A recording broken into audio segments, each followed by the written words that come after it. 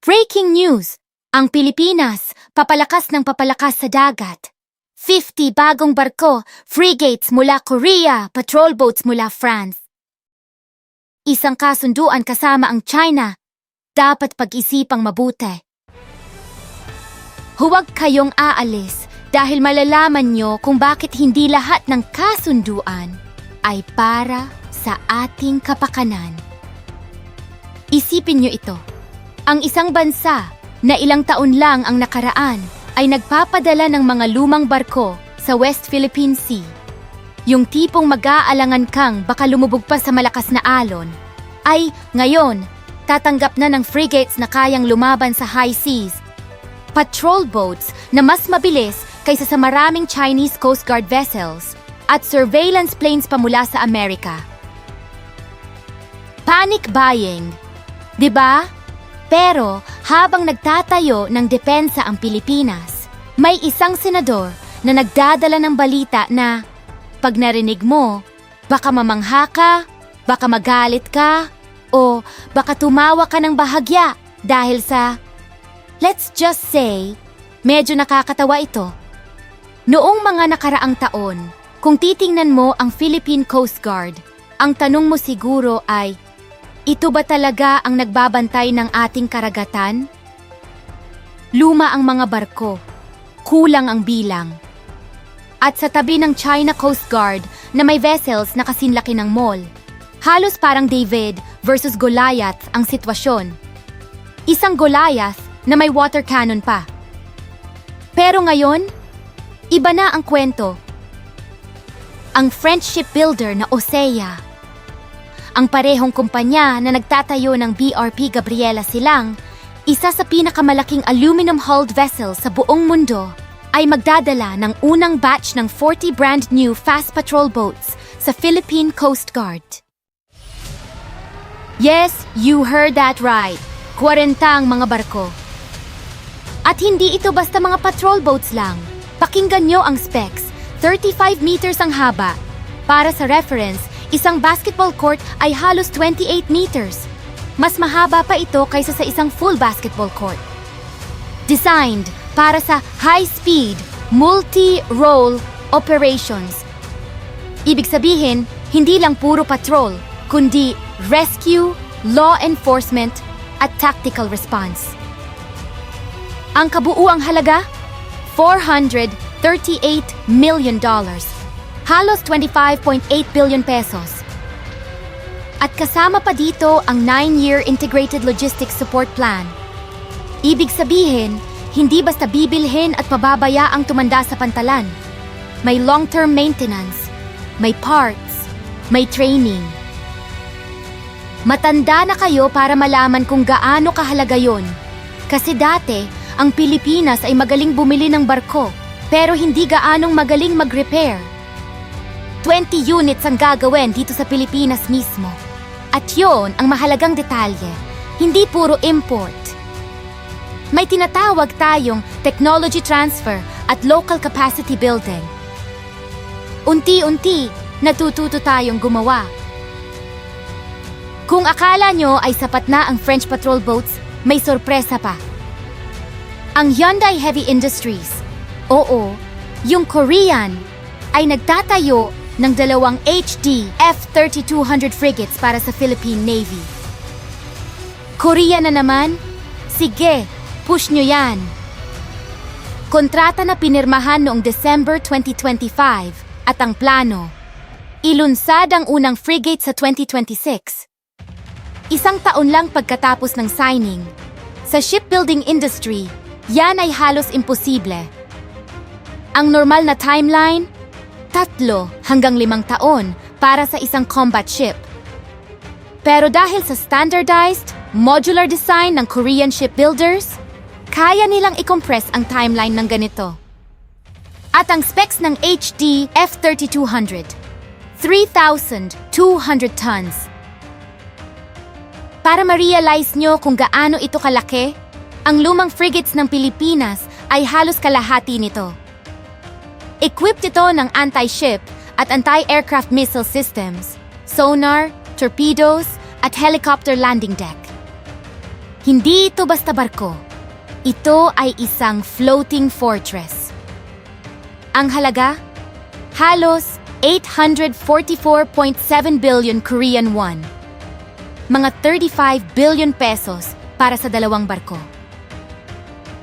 At ang pinaka-interesting na part, ito ay pagbili ulit ng Pilipinas. Already we operate Jose Rizal class frigates at Miguel Malvar class corvettes. Parehong Korean-made.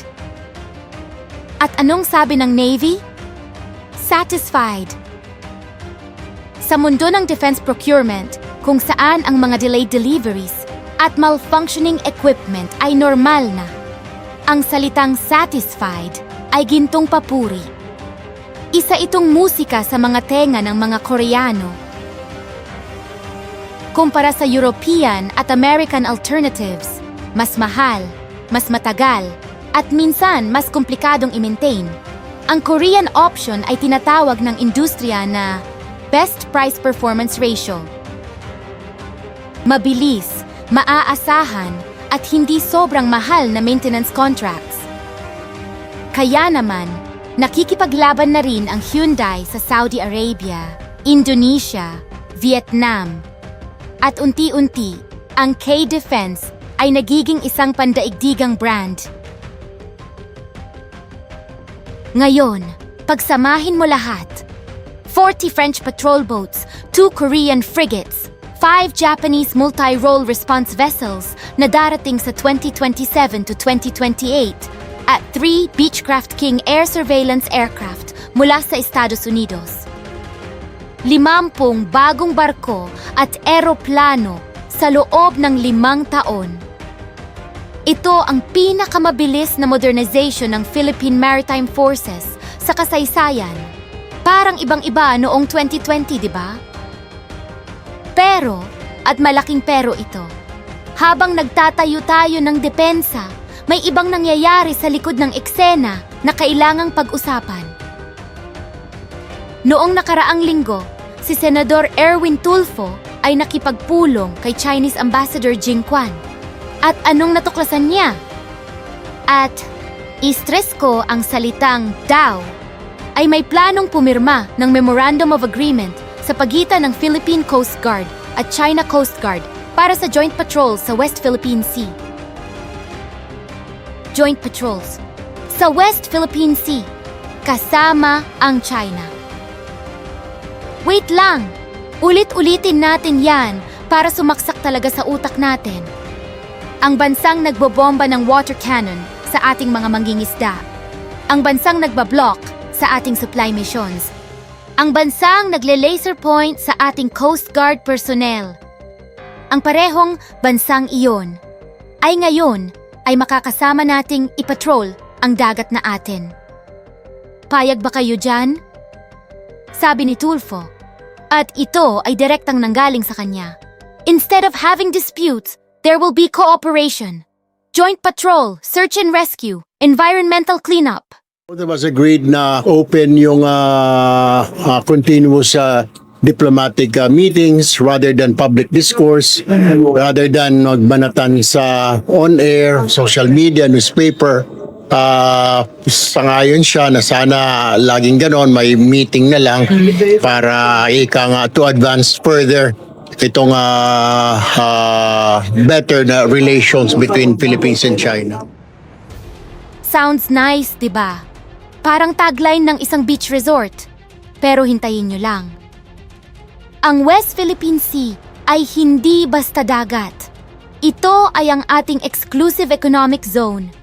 Ang bahagi ng karagatan na ayon sa 2016 arbitral ruling ay kabilang sa ating soberanya. Ang parehong arbitral ruling na tinanggihan ng China bilang papel lang at walang bisa. Kaya ngayon, ang tanong ay, kung kasama ang China sa patrol, sino ang magde-define kung saan tayo maaaring pumunta? Sino ang magsasabi kung aling isda ang pwedeng mahuli ng mga Filipino fishermen? At sino ang magsasabing, hoy, hanggang dito ka lang? Ang joint patrol ay maganda sa papel. Pero sa dagat, lalo na sa West Philippine Sea, ang salitang joint ay maaaring maging dominated. At ang pinaka-sarcastic na part ng lahat, habang pinag-uusapan natin ang balitang ito, ang ating Coast Guard ay naghihintay ng bagong French patrol boats. Ang ating Navy ay naghihintay ng Korean frigates. Ang ating Air Force ay naghihintay ng American surveillance planes. Binubuo natin ang depensa natin. At sabay, binubuksan natin ang pintuan para sa joint patrol kasama ang bansang gusto nating depensahan ang sarili laban sa kanila. Parang nagpapalit ka ng lock sa pintuan. Tapos inimbitahan mo ang isang kawatan sa bahay para tumingin-tingin. Wala kang magagawa kung di tumawa o umiyak. Depende sa mood. Ang Pilipinas ay nasa kritikal na sandali ng kasaysayan nito sa dagat. For the first time in decades, tayo ay tunay na nagtatayo ng kapangyarihang pangkaragatan. Hindi sa salita, hindi sa press releases, sa actual steel, aluminum, missiles at training. Ito ay dapat purihin at dapat suportahan. Pero ang poder ay walang halaga kung ang mga desisyon sa likod nito ay hindi naglalayong protektahan ang interes ng bansa. Dahil sa huli, ang pinakamahalagang tanong ay hindi kung ilang barko ang mayroon tayo. Ang tanong ay, gagamitin ba natin ang mga barkong yon para sa ating sarili? O para sa isang agreement na hindi lang ating mga mangingisda ang maaapektuhan? Ang sagot sa tanong na yan, wala sa Paris, wala sa Seoul, wala sa Beijing. Nandito, sa atin. At tandaan, a nation that cannot defend its waters cannot call its seas its own. So mga ka-Pulse Point, dapat ba makipag-joint patrol ang PCG sa CCG? Comment kayo sa baba. Pulse Point PH signing off.